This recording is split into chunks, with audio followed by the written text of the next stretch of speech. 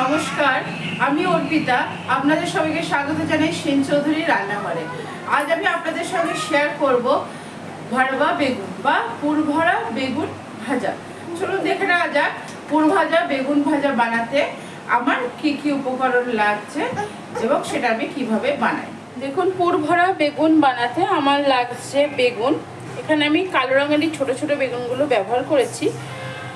আর লাগছে আমার এখানে আদা, কাঁচা লঙ্কা, ধনেপাতা, ক্যাপসিকাম, টমেটো, নুন, জিরে গুঁড়ো, ধনে গুঁড়ো, হলুদ গুঁড়ো, আর লাগছে আমার কারিয়া পাতা, বেসন আর হিং। চলুন রান্নাটা এবার শুরু করি। দেখুন, প্রথমে আমি বেগুনটাকে এইভাবে কেটে নিচ্ছি।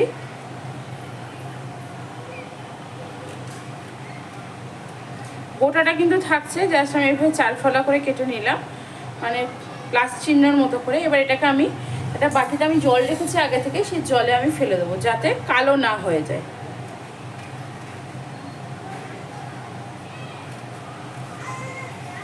দেখুন, সেমভাবে এটাকেও আমি কেটে নিলাম। সমস্ত বেগুন কেটে কিন্তু আমি জলে দিয়ে দিচ্ছি। দেখুন, আমি একই পদ্ধতিতে সমস্ত বেগুন আমি কেটে নিয়েছি। এগুলো জলে রাখলাম যাতে কালো না হয়ে যায়। এবারে আমি প্রথমে আদা আর কাঁচা লঙ্কাটা একটা পেস্ট করে নিই, তারপরে আবার আপনাদের সঙ্গে আমার কথা হচ্ছে। দেখুন, আমি মশলাটা বেটে নিয়েছি।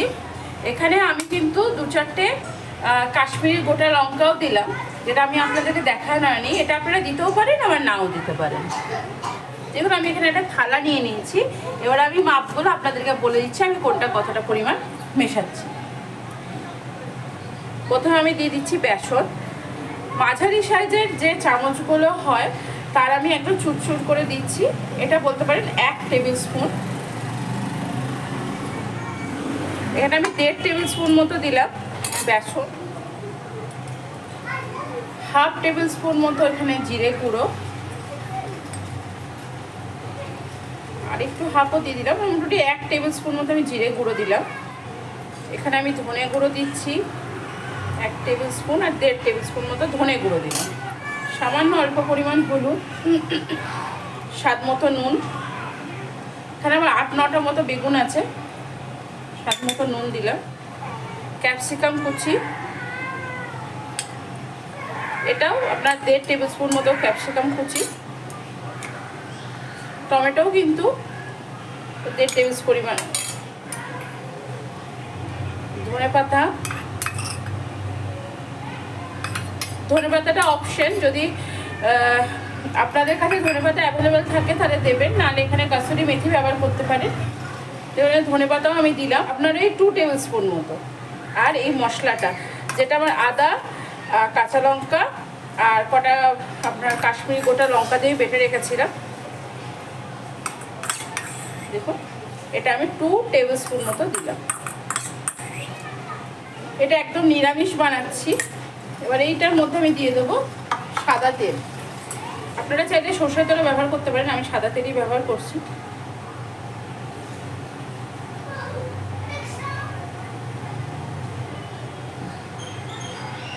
এটা 1.5 টেবিল স্পুন মতো আমি ব্যবহার করলাম। মিশ্রণটা কিন্তু হাত দিয়ে মেখে নিতে হবে। হাতটা কিন্তু আমার পরিষ্কারই আছে। খুব ভালো করে প্রথমে মিশ্রণটা, মশলাগুলোকে আর কি খুব সুন্দর করে হাত দিয়ে মেখে নিতে হবে।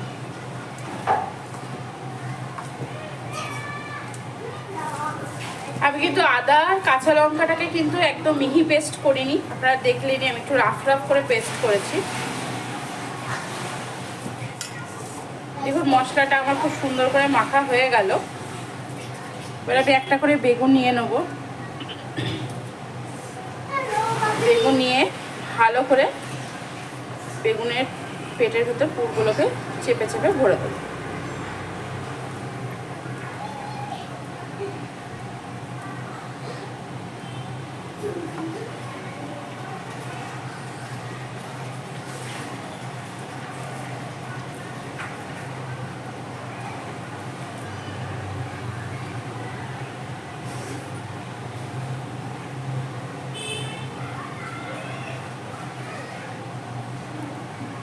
দেখুন খুব সুন্দর করে চেপে চেপে আমি ভরে দিচ্ছি। আপনাদেরকে আরও একটা দেখাই যাবে। প্রথমে বেগুনটাকে এইভাবে নিয়ে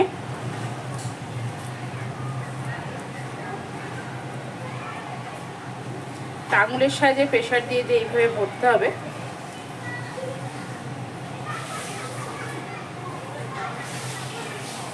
আবার এরকম ভাবে নিয়ে এই দু সাইডেও কিন্তু ভরতে হবে।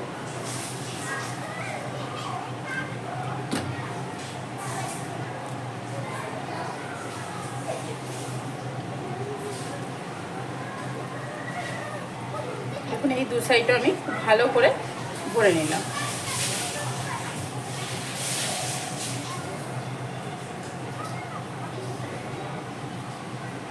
চেপে দেবেন ভালো করে।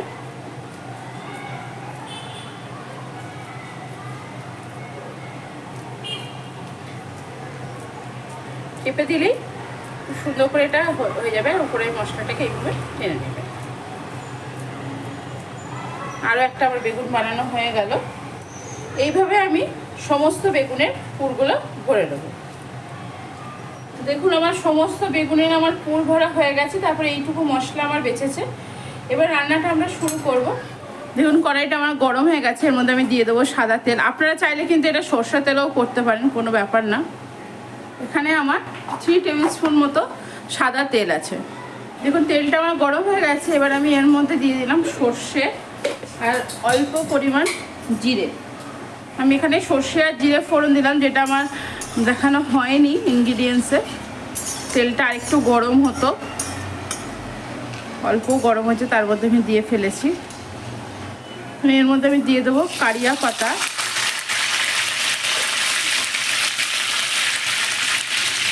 আর অল্প পরিমাণ হিং। একদমই অল্প পরিমাণ। যাদের হিং খাওয়া বারণ বা হিং খান না, তারা হিং না দিলেও ভালো লাগবে।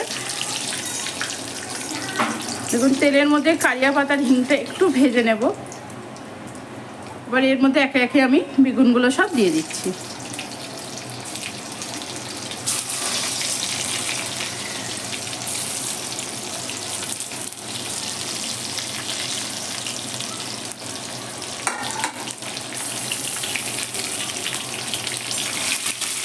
তেলের মধ্যে বেগুনগুলো দিয়ে আমি ভালো করে একটু নেড়ে দিচ্ছি।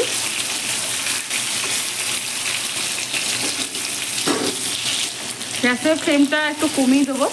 কমিয়ে দিয়ে এবার এটাকে আমি ভাজতে দেবো। একটু হলুদ দেবো। হলুদটা একটু কম হয়েছে বেগুনের ওপরে।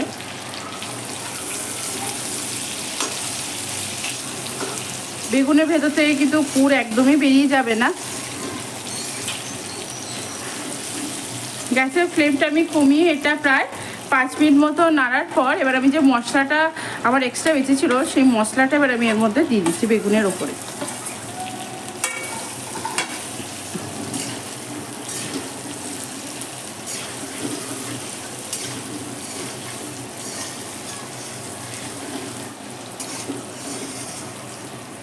দেখুন মশলাটা যাতে জ্বলে না যায়, মানে পুড়ে না যায়, তার জন্য আমি এখানে থালাটা ধুয়ে সামান্য একটু জল দিলাম। একটু ভালো করে নেড়ে দেবো যাতে পুড়ে না যায় মশলাটা, আর কিছুই না।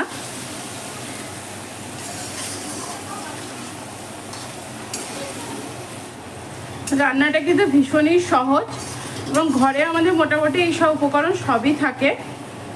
এবং এটা আপনার লুচি, পরোটা, ভাত, নিরামিষ দিলে খুব ভালো লাগবে। আবার আপনারা চাইলে কিন্তু ঠাকুরের ভোগও দিতে পারেন।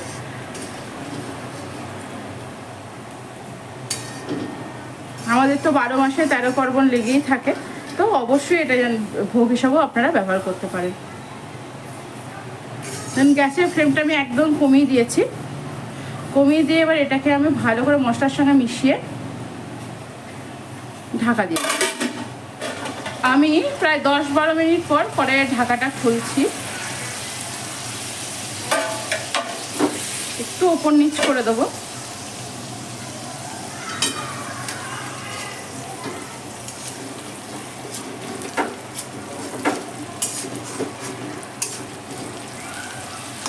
এভাবে একটু উপর নিচ করে দিচ্ছি।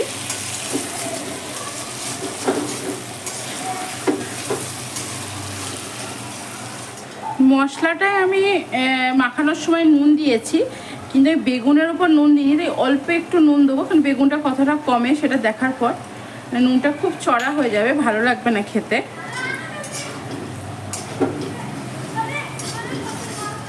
দেখুন বেগুনটা, পুরভরা বেগুনের ফ্রাইটা করার সময় একটা আপনাদের বলি, আপনারা যদি এই যে এক্সট্রা মশলাটা যেটা আমি এই তেলের মধ্যে দিয়ে দিলাম, আপনারা চাইলে এটা কিন্তু নাও দিতে পারেন, এটা অন্য কোনো কিছুতেও ব্যবহার করতে পারেন, কিন্তু আমি দিলাম কেন, বেশ ভালো লাগে খেতে, রুটি দিয়ে বা পরোটা দিয়ে, ভাত দিয়ে, যাই দিয়ে খান, খুব সুন্দর লাগে পুরভরা বেগুনের সাথে এই মশলাটা।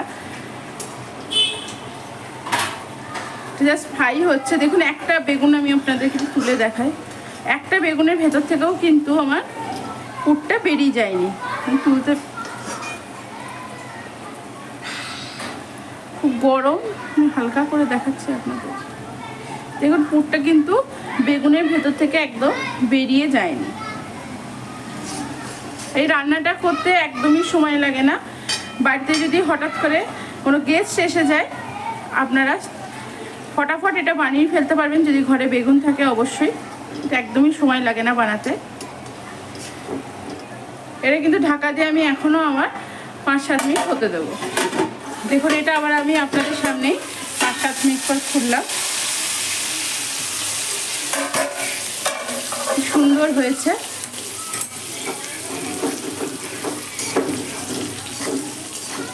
খুব সুন্দর হয়েছে।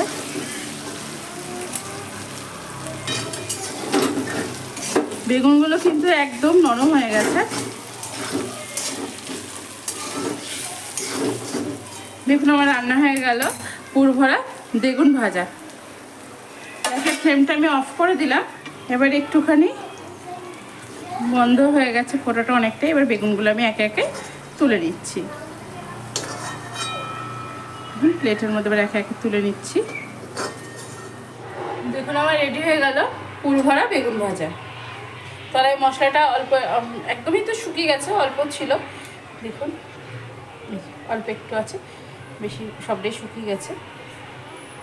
এবার আমি আপনাদেরকে একটা বেগুন একটু কেটে দেখাই। এই বড় এই বেগুনটাকে দেখাচ্ছে, এই দেখুন যেমনকার মশলা আমি দিয়েছিলাম ঠিক তেমনই মশলাটা কিন্তু ভেতরে আছে, অথচ এই মশলাটা কিন্তু পুরোটাই কুক হয়েছে। আজ আমি আপনাদের সঙ্গে শেয়ার করলাম পুরভরা বেগুন ভাজা। আশা করি আমার রান্নাটি আপনাদের ভালো লেগেছে। যদি আমার রান্নাটি আপনাদের ভালো লেগে থাকে অবশ্যই লাইক, শেয়ার, কমেন্টস করতে তো ভুলবেন না। চ্যানেলটিকে অবশ্যই করে সাবস্ক্রাইব করবেন। চ্যানেলটিকে সাবস্ক্রাইব করে পাশে থাকা বেল আইকনটি প্রেস করে রাখবেন, তাহলে আমি যা যা রান্না করছি সবার আগে নোটিফিকেশন আপনাদের কাছে পৌঁছে যাবে। আজ এখানে ভালো থাকবেন, সুস্থ থাকবেন, আনন্দে থাকবেন, অনেক অনেক সুখে থাকবেন।